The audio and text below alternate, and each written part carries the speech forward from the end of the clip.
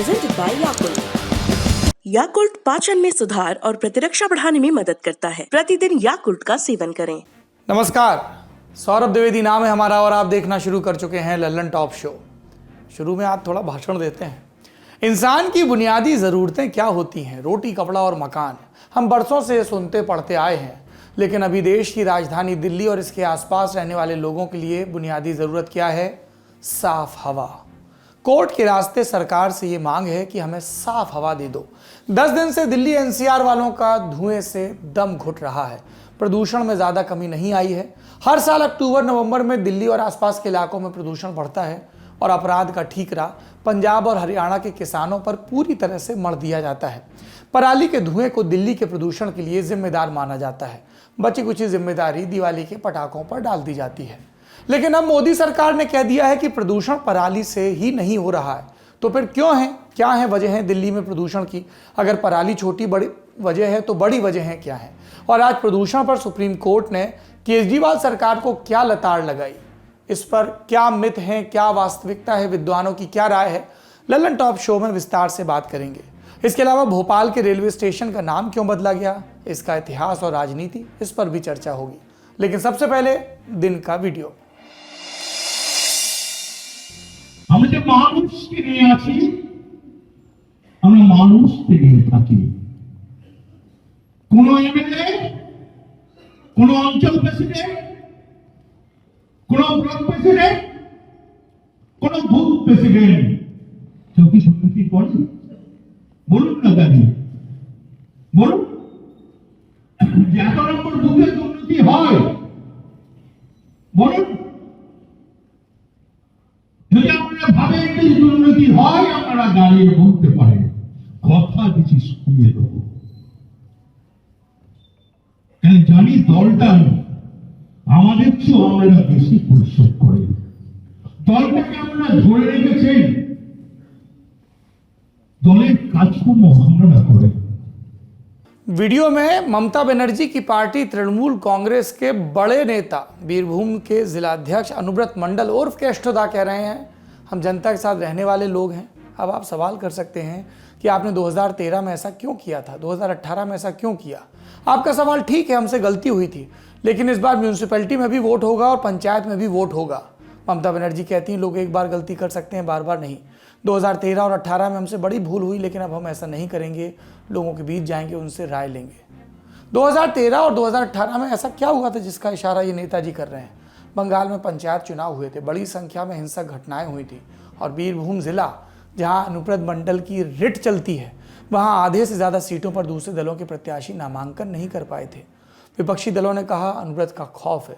इन आरोपों के बारे में हमने विधानसभा चुनाव के दौरान उनसे पूछा भी था, तब का जवाब सुन लीजिए। ये जब हम लोग वहाँ से दिल्ली से खबरें देखते हैं बंगाल की, तो पॉलिटिकल वायलेंस का बहुत खबर आता है। पंचायत इलेक्शन में भी बहुत खबर आया। क्या हुआ पंचायत इलेक्शन में, बोलिए? पंचायत इलेक्शन में पॉलिटिकल वायलेंस हुआ ना, बहुत सारा वीडियो आया, खबरें आई, लोग मरे। झूठा, एक बड़े झूठा। झूठा है। अब बोलिए ना, कौन है पंचायत में मर्डर हुआ कि ना, बोलिए ना, बोलिए ना, पंचायत में मर्डर हुआ कि ना, बोलिए ना। बंगाल में कोई वायलेंस नहीं हुआ पंचायत। भाई दो एक जगह तो होना, तो हम क्या करेगा? हम तो बंगाल में प्रेसिडेंट नहीं है ना। तो आपने देखा पहला वीडियो जिसमें अनुब्रत मंडल कह रहे हैं कि हाँ 2013 और 18 में गलतियां हुई, हिंसा हुई, और दूसरे वीडियो में इसे सिरे से खारिज कर रहे हैं। वैसे कोई पूछे टीएमसी के नेता से कि ये कौन होते हैं ये तय करने वाले कि कब वोट गिरे, कब ना गिरे, कब ये गलती सुधारें, कब ना सुधारें? सच्चाई जानते हैं क्या है? यही होते हैं। दरअसल ऐसे ही नेताओं की अंदरूनी मुल्क में चलती है, कभी लोकतंत्र के नाम पर, कभी संरक्षण के नाम पर। बाकी वोट है, गिरता है, गिन लिया जाता है, पर कितने लोग वोट गिराने जा पाते हैं, कितने गिन पाते हैं, ये सब हिंसा की जब खबरें आती हैं तो समझ में आता है। दिन का वीडियो आपने देख लिया, आप सुर्खियों की तरफ बढ़ते हैं। पहली सुर्खी सुप्रीम कोर्ट से है। लखीमपुर हिंसा मामले की जांच की निगरानी हाई कोर्ट के रिटायर्ड जज से कराने के लिए यूपी सरकार ने अपनी सहमति दे दी है। दरअसल पिछली सुनवाई में 8 नवंबर को सुप्रीम कोर्ट ने जांच प्रगति से असंतुष्टि जताते हुए कहा था कि जांच के लिए किसी दूसरे राज्य के रिटायर्ड जज को नियुक्त करने पर हम विचार कर रहे हैं। कोर्ट ने आज मामले की जांच के लिए टास्क फोर्स को अपग्रेड करने की बात भी कही। कहा कि अधिकांश अधिकारी लखीमपुर क्षेत्र के सब इंस्पेक्टर हैं, इसमें उच्च अधिकारियों को शामिल करना होगा। कोर्ट ने योगी आदित्यनाथ सरकार से यूपी काडर के उन आईपीएस अधिकारियों का नाम मांगा जो यूपी के रहने वाले नहीं हैं। Chief justice NV Ramana, justice Suryakant और जस्टिस हिमा कोहली की बेंच लखीमपुर हिंसा की समयबद्ध सीबीआई जांच की मांग वाली याचिका पर सुनवाई कर रही है। बुधवार यानी 17 नवंबर को कोर्ट इस पर फैसला सुनाएगी। दूसरी सुर्खी भोपाल से। प्रधानमंत्री नरेंद्र मोदी ने आज भोपाल में प्रथम जनजातीय गौरव दिवस में हिस्सा लिया। 15 नवंबर 1875 को महान आदिवासी नेता और स्वतंत्रता सेनानी भगवान बिरसा मुंडा का जन्म झारखंड के खूंटी जिले में आदिवासी परिवार में हुआ। उनकी जयंती पर जनजातीय गौरव दिवस कार्यक्रम का आयोजन किया गया। संबोधन में प्रधानमंत्री ने पिछली सरकारों पर आदिवासियों के हितों की अनदेखी का आरोप लगाया। गुलामी के कालखंड में विदेशी शासन के खिलाफ खासी गारो आंदोलन, मिजो आंदोलन, कोल आंदोलन समेत कई संग्राम हुए। गौंड महारानी वीर दुर्गावती का शौर्य हो या फिर रानी कमलापति का बलिदान, देश इन्हें भूल नहीं सकता।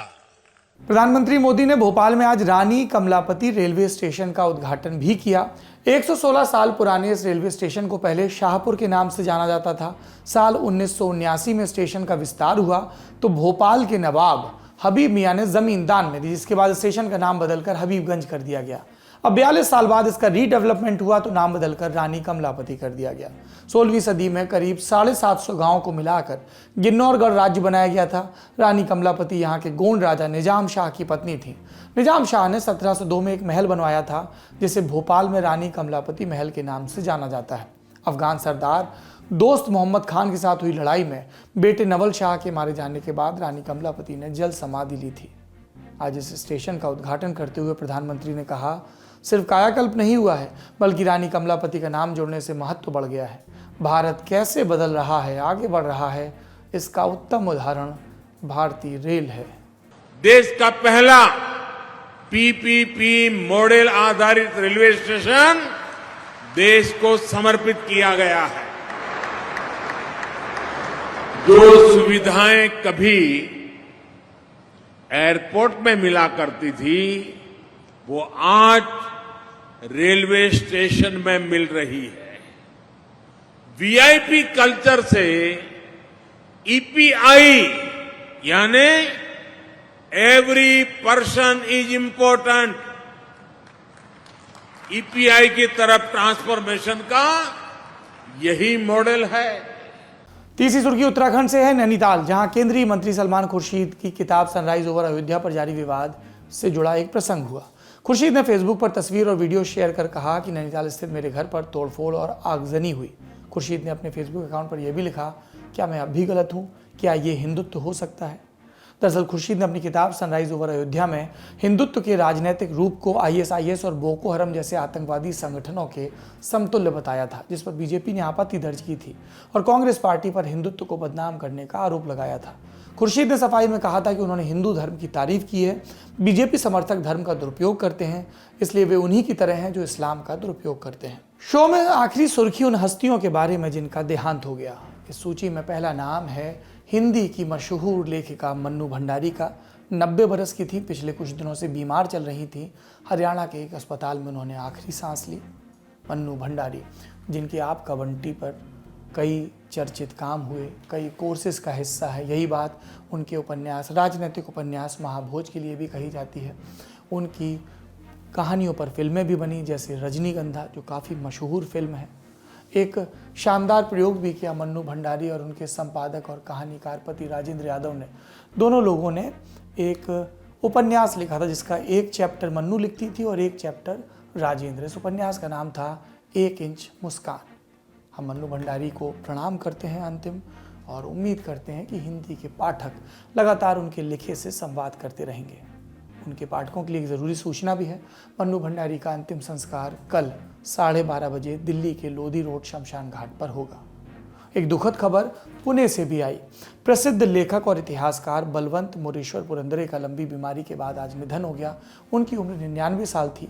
उन्हें शिव शाहीर बाबा साहेब पुरंदरे के नाम से भी जाना जाता था। उन्होंने 1980 के दशक में छत्रपति शिवाजी महाराज के जीवन पर आधारित नाटक जनता राजा लिखा और निर्देशन किया। बाबा साहेब पुरंदरे की सबसे प्रसिद्ध रचना शिवाजी की जीवनी थी, जिसका शीर्षक राजा शिव छत्रपति था। उन्होंने 1952 में 30 साल की उम्र में से लिखना शुरू किया और 1956 में प्रकाशित करवाया। उन्होंने शिवाजी और अन्य ऐतिहासिक विषयों से संबंधित कुल 36 पुस्तकें लिखी। उन्हें 2019 में भारत के दूसरे सबसे बड़े नागरिक पुरस्कार पद्म विभूषण से सम्मानित किया गया था। उनकी भी स्मृति को प्रणाम। सुर्खियों के बाद अब बढ़ते हैं बड़ी खबर की तरफ। ये अब एक वार्षिक चक्र सा बन गया है। हर साल नवंबर आता है, दिल्ली गैस का चैम्बर बन जाता है, आसपास के इलाकों में दमघोंटू धुआं, कोर्ट में सरकारों को फटकार, केंद्र राज्य पर दोष, राज्य केंद्र पर, बात घूमकर किसानों पर। इस कहानी के विलेन हर बार किसान बनते हैं। एक आध महीने सरकारें चिंतित दिखने का अभिनय करती हैं, कुछ ऐलान होते हैं और सब भूलकर हम अगले नवंबर का इंतजार करते हैं। इस बार भी दिवाली के बाद से दिल्ली एनसीआर धुएं की एक जहरीली चादर में लिपटा है।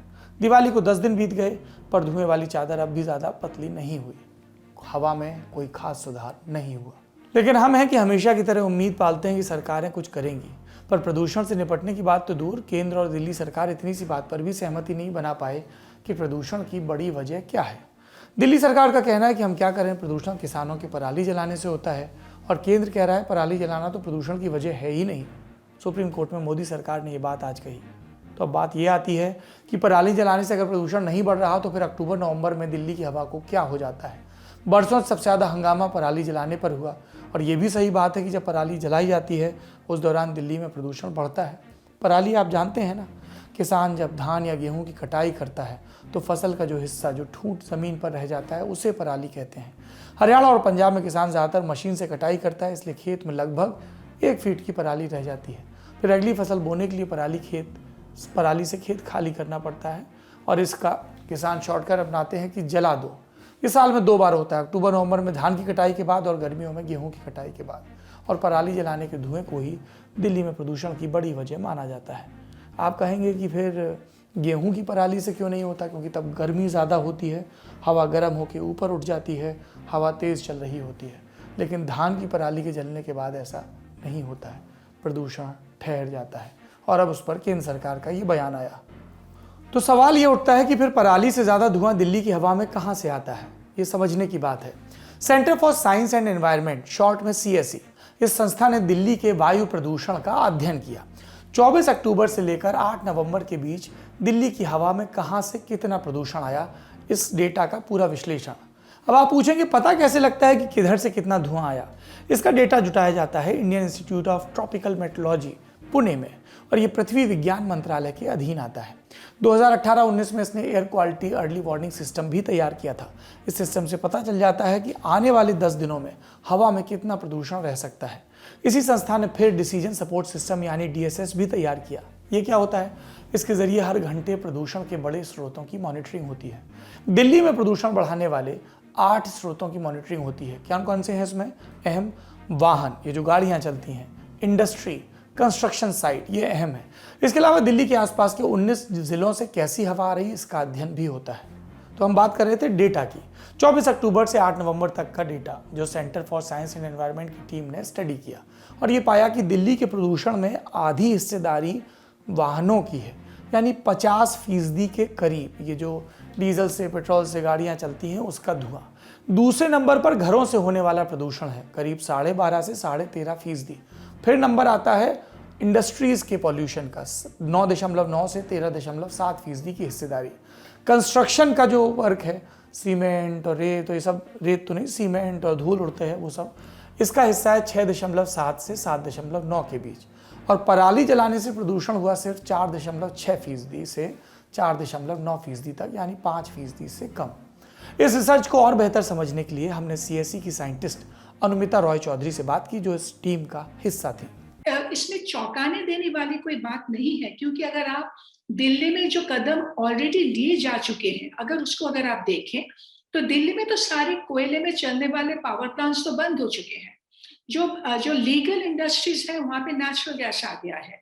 पुराने गाड़ियों को हटाया है, और जो क्लीन फ्यूल पॉलिसी है दिल्ली में, जो कोयले को भी बैन कर चुका है वो, तो उनकी भी इम्प्लीमेंटेशन शुरू हो गई है। पर गाड़ियों की जो संख्या है वो लगातार बढ़ रहा है। और आज अगर आप वाहन डेटाबेस देखें मिनिस्ट्री ऑफ रोड ट्रांसपोर्ट और हाईवेज का, उसके अनुसार दिल्ली में आज 1.3 करोड़ गाड़ियां हैं। आप अब उसको दिल्ली की आबादी के साथ अगर आप कंपेयर करें तो गाड़ियों की संख्या बहुत ज्यादा है। पराली जलाने से दिल्ली के प्रदूषण में ज्यादा फर्क नहीं पड़ रहा, ऐसी ही बात सुप्रीम कोर्ट में आज केंद्र सरकार ने भी कही। लेकिन दिल्ली की आम आदमी पार्टी सरकार ने आरोप लगाया कि मोदी सरकार ने कोर्ट में झूठ बोला। आरोप यह कि केंद्र सरकार ने पुराने हलफनामे में कहा था कि पराली जलाने से 35 से 40% प्रदूषण होता है। कई जानकार भी तर्क देते हैं कि वाहनों और उद्योगों का धुआं तो साल भर रहता है, दिक्कत पराली का धुआं आने से होती है। अगर आप देखें तो करीब 15 अक्टूबर से लेके 15 नवंबर तक पराली जलाने की घटनाएं बहुत बढ़ जाती है, क्योंकि इसी दौरान धान की फसल की कटाई की जाती है और गेहूं की बुवाई के लिए जो बचे हुए अवशेष हैं उसको साफ करने की जरूरत होती है ताकि हम अगली रबी फसल तैयार कर सकें। तो इस पूरे घटनाक्रम में करीब 30 से 35 मिलियन टन जो धान की भूसी उत्पन्न होती है। तो आप ये सोचिए कि ज्यादातर किसान को अगर 10-15 दिनों में खेत को तैयार करना पड़ेगा, तो खेतों को अगर वो जल्द साफ करना चाहते हैं तो धान की पराली को जलाएंगे, है ना। तो इसमें हमको ये देखना होगा कि किसान को कम से कम बोझ पैदा करते हुए अगर हम उसको उसके लाइफ को पहले से हम इतना ट्रबल, इतने सारे पॉलिसीज आते हैं, इतने सारे स्कीम्स आते हैं और हम सोचते हैं कि किसान इसको अडॉप्ट करेंगे, और एक किसान पे कितने पॉलिसी मेकर्स काम कर रहे हैं, है ना। तो वो ऑलरेडी ओवरबर्डन्ड है। तो हमको अभी जितने भी जो केंद्र सरकार है या राज्य सरकार है, जो भी कदम उठाए हैं, अभी भी बहुत कुछ नहीं बदला है। सरकार ने जो इस प्रथा को रोकने के लिए विकल्प दिए हैं उसमें ज्यादातर प्रतिबंध लगा दिया है, जुर्माना लगाया है, कुछ किसानों को जेल में भी डाल दिया था, लेकिन फिर भी किसान पराली जलाना पसंद करते हैं। यहां पर यह जानना जरूरी है कि नेशनल ग्रीन ट्राइब्यूनल ने दिसंबर 2015 में पराली जलाने पर रोक लगा दी थी। राजस्थान, यूपी, हरियाणा, पंजाब में जुर्माने का प्रावधान है। असल में कितना होता है, किसानों में कितना रोष होता है, ये अलग बात है। भारतीय दंड संहिता की धारा 188 और वायु प्रदूषण नियंत्रण अधिनियम 1981 के तहत भी इसे अपराध बताया गया। केंद्र की सरकार पिछले 4 साल में करीब 2000 करोड़ रुपए खर्च कर चुकी है, पर पराली जलाना बंद नहीं हुआ। और जाहिर है किसान ऐसा दिल्ली में प्रदूषण बढ़ाने के लिए नहीं करते होंगे, तो क्यों पराली अब भी जलाई जा रही है? किसानों का पक्ष सुनिए। जो हरियाणा सरकार है उसका एक नोटिफिकेशन है, और उस नोटिफिकेशन में वो सरकार ये कहती है कि अगर आपने 15 जून से पहले आपने अगर धान बोया तो आपके खिलाफ कानूनी कार्रवाई होगी, आपके खिलाफ मुकदमा दर्ज कर दिया जाएगा। तो वो किसान जो गेहूं काटने के बाद मई में अपनी फसल को बोता था, आज वो कानूनी रूप से मजबूर है कि वो अपनी फसल को 15 जून से पहले नहीं बो सकता। ये सरकार द्वारा किसानों के ऊपर थोपा हुआ है कानून, ये किसान की मर्जी नहीं है। किसान की तो स्थिति अब ये है कि जब मई में अप्रैल में उसकी गेहूं की फसल खत्म हो जाती है, तो अप्रैल से या मई से लेके और 15 जून तक उसके खेत खाली रहते हैं, उसमें कोई फसल नहीं बो पाता, क्योंकि 30 दिन की आमतौर पे कोई फसल है नहीं। कुछ सब्जियों की फसल जरूर है, वो चलन में नहीं, खाली खेत रखता है 15 जून तक। और 15 जून को जब वो अपनी फसल को बोता है, उसके बाद 90 दिन की फसल है धान की, 15 सितंबर तक वो फसल पक के तैयार हो जाती है।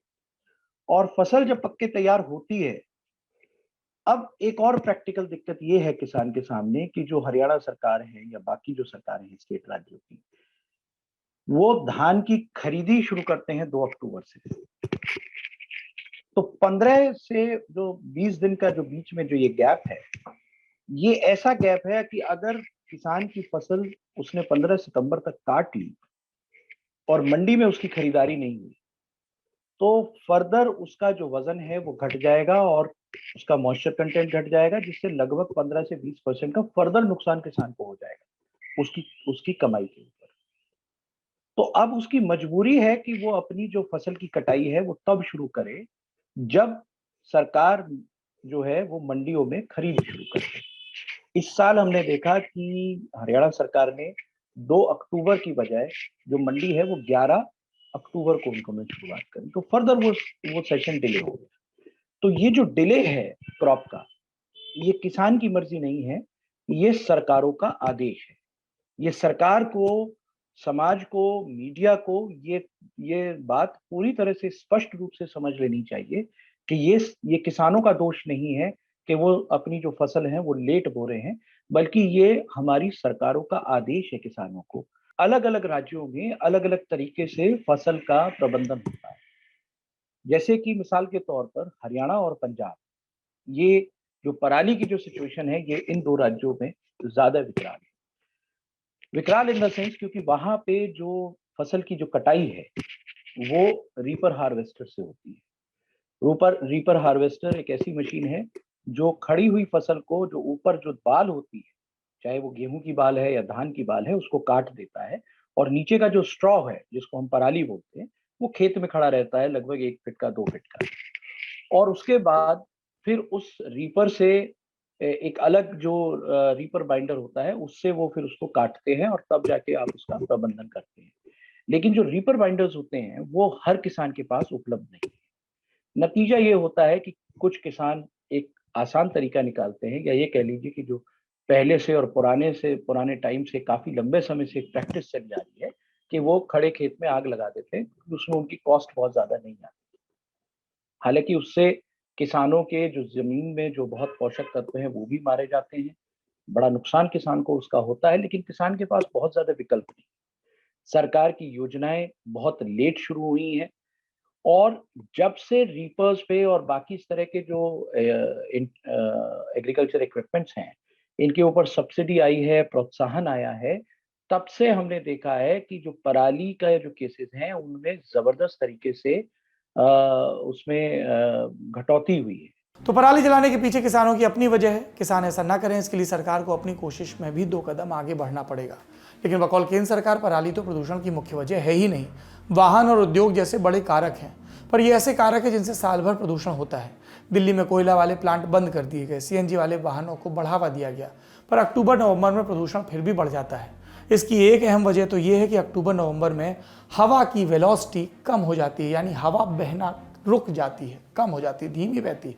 इसमें होता यह है कि वाहनों और उद्योगों का धुआं दिल्ली एनसीआर के आसमान से दूर नहीं जा पाता। दूसरी वजह, एनसीआर यानी दिल्ली के आसपास के इलाके में वाहनों और उद्योगों पर प्रदूषण वाले प्रतिबंध उतने सख्त नहीं है, इसलिए एनसीआर का प्रदूषण दिल्ली के प्रदूषण में योगदान करता है। जानकार कह रहे हैं कि सरकार को पराली से ध्यान हटाकर असल मुद्दे पर फोकस करना चाहिए। जो मुश्किल है कि अभी दिल्ली में जहाँ पे खामियां रह गई हैं, क्योंकि दिल्ली में काफी कुछ हुआ है, पर जहाँ पे खामियां हैं वो एक है पब्लिक ट्रांसपोर्ट में, कि ट्रांसपोर्ट की जो सुधार जो हमें चाहिए था वो जितना होना चाहिए था वो नहीं हो पाया।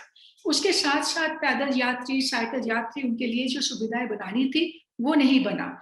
जो सुप्रीम कोर्ट के आदेश के अनुसार जो पार्किंग पॉलिसी जो पूरी शहर में जिसकी इम्प्लीमेंटेशन अभी तक हो जानी चाहिए थी वो नहीं हुआ। और उसके साथ साथ इंडस्ट्रीज में भी, क्योंकि लीगल इंडस्ट्रियल एरिया में तो कदम लिए गए हैं, पर दिल्ली में काफी सारे इंडस्ट्रियल यूनिट्स हैं जो म्यूनिसिपल एरिया और अनऑथराइज एरियाज में हैं, और वहां पे गंदे ईंधन जल रहे हैं जिसके ऊपर हमारा कोई कंट्रोल नहीं है। और इंडस्ट्रियल इलाके में भी जो इंडस्ट्रियल वेस्ट है उसको जलाया जाता है। और अगर आप गंदगी को देखें, अगर म्यूनिसिपल सिस्टम को देखें, तो वहां पे आपको दिखेगा कि आज दिल्ली में हम 47% जो हम गंद को इकट्ठा करते हैं उसको सिर्फ हम 47% को ही हम प्रोसेस कर पाते हैं रिसाइकलिंग के लिए, और बाकी गंदगी या तो खुली में रहती है या तो हम उसको लैंडफिल में लेके जाते हैं, और लैंडफिल में भी आग लग जाती है। तो ये जो कुछ एरियाज है वहां पे दिल्ली को और भी काफी कुछ करना पड़ेगा अगर प्रदूषण को खत्म करना हो, लोकल पोल्यूशन को। और फिर उसके बाद जो मैंने कहा कि बाहर से भी प्रदूषण आ रहा है, पर उसके लिए हमें आज एक रीजनल प्लान की जरूरत है, जहाँ पे जितने भी राज्य सरकार एनसीआर में हैं उनको सबको बहुत ही कठिन तरीके अपनाने पड़ेंगे, क्योंकि आप जरा ये थोड़ा कंपेयर करके देखिए, आज दिल्ली में हमने कोयले को बंद कर दिया, राइट, पर पूरी एनसीआर में जो सारे इंडस्ट्रियल एरियाज हैं, जो सोनीपत, पानीपत, गाजियाबाद, हर जगह कोयले बड़े पैमाने पे जल रहे हैं। और सिर्फ वही नहीं, अगर आप देखें कि जो हमने दिल्ली में कोल पावर प्लांट्स बंद कर दिए हैं, पर एनसीआर में 11 कोल पावर प्लांट्स हैं, और जो अभी भी जो नए मानक बनाए गए हैं उनके लिए, वो अभी तक उनको मीट नहीं कर पा रही। और जो पुराने पावर प्लांट्स हैं जिनको हमें रिटायर करना चाहिए अभी, वो अभी भी चल रहे हैं। और देखिए अभी तो ये सब कुछ मिला के जो हमें करना है, अभी हम ये समझ हमें है कि प्रदूषण कहाँ से आ रहा है, पर हर सोर्स के लिए जो हमें बहुत क्लियर एक्शन प्लान की जो जरूरत है और साल भर इम्प्लीमेंटेशन की जो जरूरत है, वो नहीं हो पा रहा। लेकिन इन ज़रूरी कदमों के बजाय दिल्ली की सरकार अब भी पराली को ही जिम्मेदार मान रही है। इसीलिए सुप्रीम कोर्ट ने दिल्ली सरकार के वकील को लताड़ लगाई, कहा कि जिम्मेदारी से भाग रहे हो, बहानेबाजी कर रहे हो। ये भी बोला कोर्ट की बहानेबाजी करते रहोगे तो हम आपके रेवेन्यू और जो एड पर खर्च कर रहे हैं उसका ऑडिट करवाएंगे। सुप्रीम कोर्ट में आदित्य दुबे नाम के शख्स ने याचिका दायर की थी। याचिका में सरकारों से दिल्ली की बिगड़ती वायु गुणवत्ता को नियंत्रित करने के उपायों की मांग की गई थी। शनिवार को इस पर सुनवाई में दिल्ली सरकार से हलफनामा मांगा गया था। आज फिर chief justice NV Ramana, justice DY Chandrachud और जस्टिस सूर्यकांत की पीठ ने इस पर सुनवाई की। दिल्ली सरकार ने हलफनामा दिया, कहा कि राष्ट्रीय राजधानी में वायु प्रदूषण को नियंत्रित करने के लिए पूरे लॉकडाउन जैसे कदम उठाने के लिए तैयार है। ये भी कहा कि हालांकि ऐसे कदम तभी प्रभावी होंगे जब राष्ट्रीय राजधानी क्षेत्र के साथ साथ पड़ोसी राज्यों के क्षेत्र में भी लॉकडाउन लगाया जाए। हालांकि सुप्रीम कोर्ट ने इस पर अभी फैसला नहीं किया है। केंद्र से इमरजेंसी मीटिंग करने के लिए कहा है। बुधवार को फिर सुनवाई होगी। देखते हैं कि कोर्ट की सक्रियता का सरकारों पर कितना स्थायी असर होगा। आज़ादी के 75 साल का उत्सव मना रहे हैं और देश की राजधानी को साफ हवा नहीं मिल पा रही है। शो में अब इस मामले पर कू की राय। हम सोशल मीडिया पर लोगों से उनकी राय या पोल के जरिए रुझान जानने की कोशिश करते हैं। आज का सवाल था, दिल्ली एनसीआर में प्रदूषण कम करने के लिए लॉकडाउन लगाना सही विकल्प है या गलत? हाँ कहने वाले 51%, नहीं कहने वाले 49%। आप भी कू पर हमारे पोल का हिस्सा बनना चाहते हैं तो ललन टॉप को फॉलो करें। पोल के नतीजे हम इस शो में दिखाएंगे। अलग अलग मुद्दों पर राय भी दे सकते हैं। हैशटैग के साथ LTShowOnCoo, उसे भी शो में शामिल करने की कोशिश करेंगे। आज के लिए इतना ही। अपना और अपनों का ख्याल रखिए। शुभ रात्रि।